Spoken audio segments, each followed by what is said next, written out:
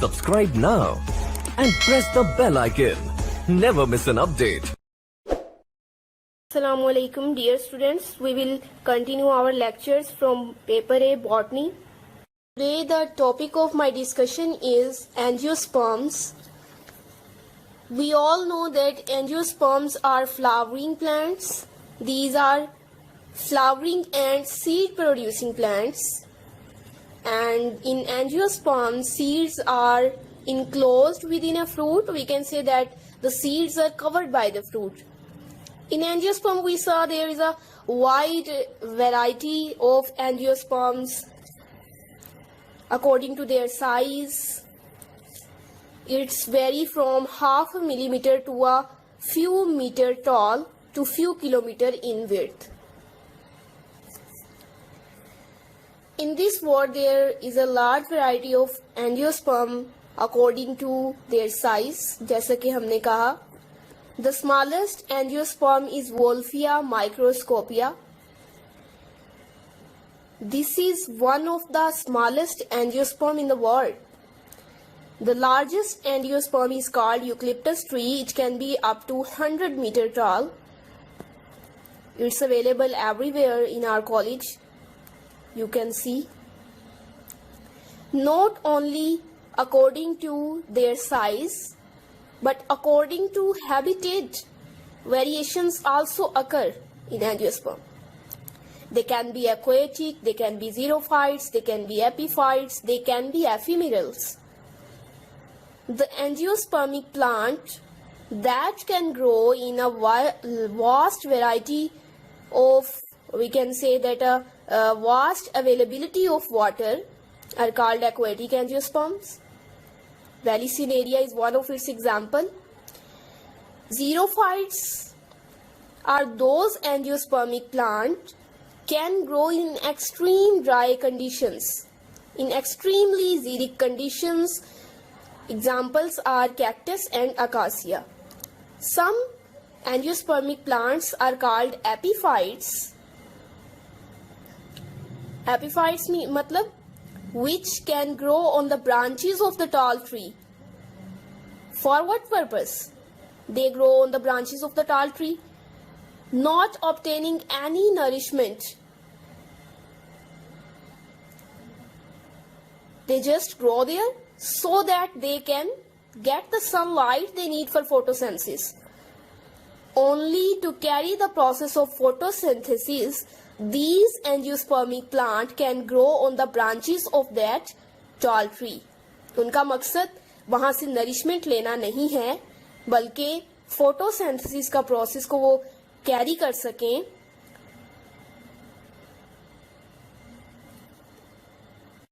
इसलिए वो दूसरे प्लांट्स के ऊपर ग्रो करते हैं.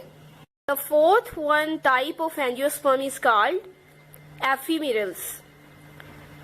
These plants which live for a very short period of time is called ephemerals.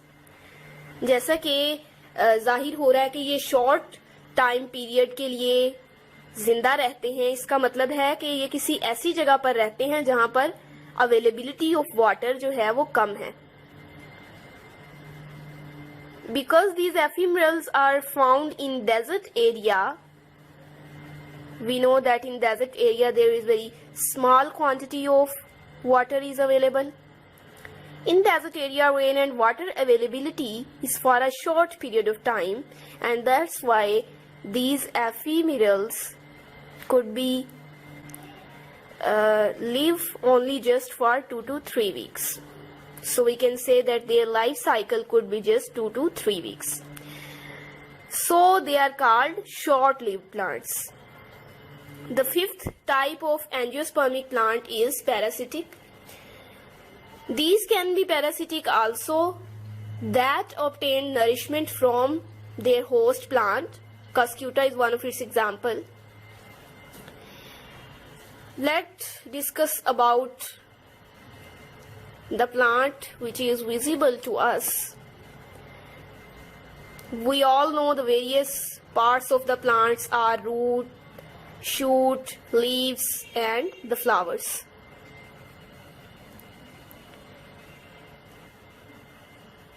This portion of the plant is called the root, which is under the ground, and roots provide nourishment to the plant. It anchors the plant, provides support to the plant. The portion above the ground is called the stem. Stem has many nodes, internodes, branches, leaves arises from these nodes.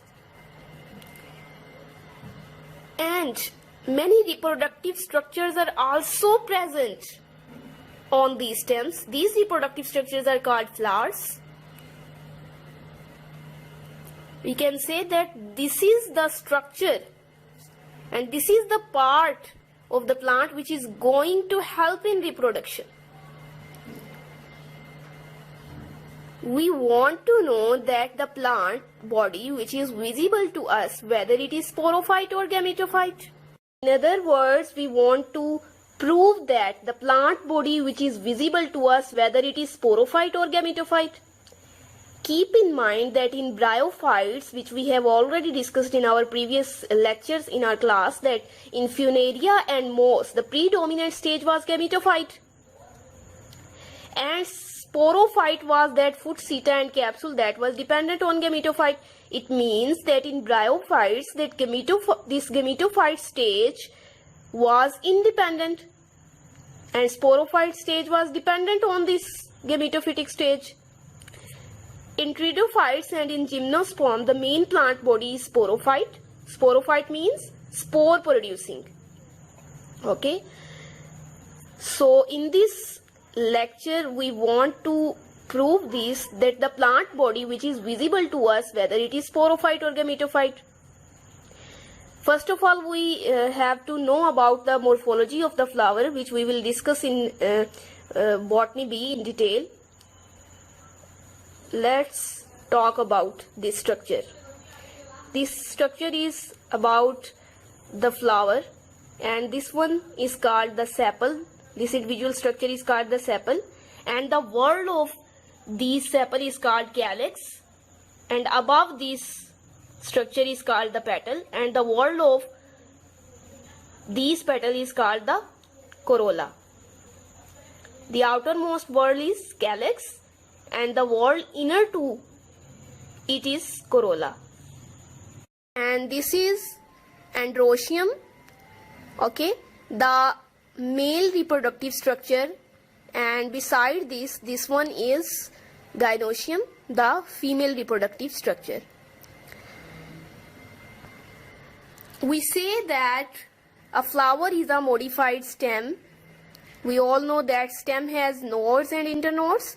So we can say that the flower is a modified stem. That means that it has also nodes and internodes. अब हम देख लेते हैं कि ये जो structures हमने यहाँ पे देखे हैं, ये किस किस नोड से अराइज हो रहे हैं. Okay, because this flower is also a modified stem.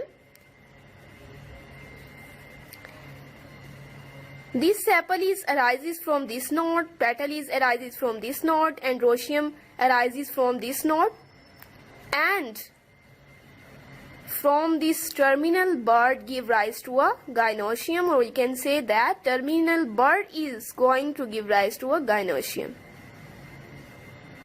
If stem has leaves and flower is a modified stem, it means that all these structures are modified leaf. Okay,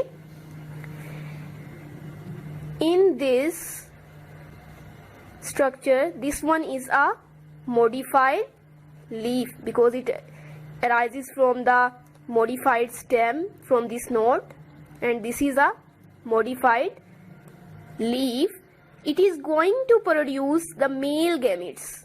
Okay, this is called androecium, the male reproductive structure, and it is going to produce male gametes. The male gametes is produced from microspore mother cell.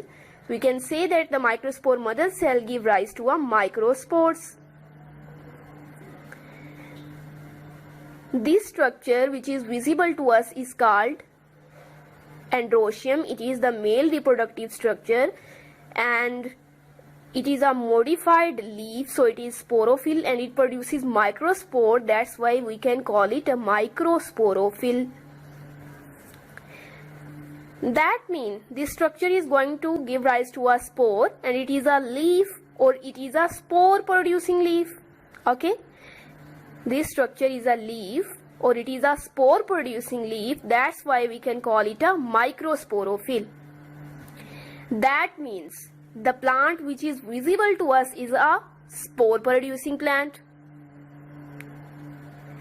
इस video में हम angiosperm के introduction के बारे में ये पढ़ रहे हैं कि क्या एंजियोस्पर्म की प्लांट बॉडी गैमेटोफाइट है जो कि हमें नजर आ रही है या स्पोरोफाइट है. तो we come into conclusion that the plant body which is visible to us is sporophyte in angiosperms. Okay, so it is clear that it is a sporophyte. If we discuss about this female reproductive structure which is present on this modified stem, which is a flower, same for this, it produces megaspores, so it is called megasporophyll. Okay, so we come into conclusion that in angiosperm, the plant body which is visible to us is sporophyte, and the life cycle of the angiosperm will start from sporophyte. Thanks for watching.